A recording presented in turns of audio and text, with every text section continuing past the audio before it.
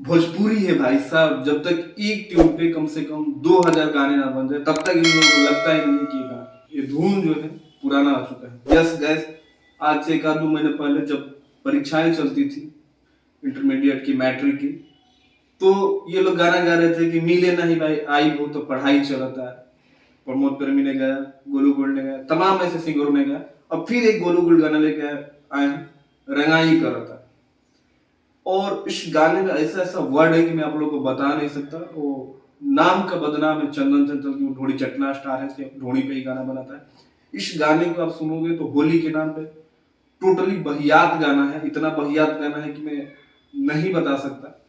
Golu gold के जो fan होंगे शायद उनको बुरा लग सकता है इस वीडियो में, बट मैं सुन के दंग हो गया कि ऐसे गाने की बाइकाट ही होना चाहिए, ऐसे गाने नहीं आने चाहिए।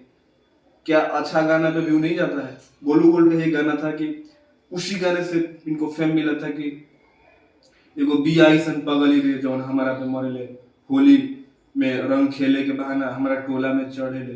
कितना जबरदस्त गाना था, कितना लोगों ने प्यार दिया था, उस गाने ने इनको ओवरनाइट स्टार बना दिया था। तो ऐसे गाने क्यों नहीं गा रहे हो भाई?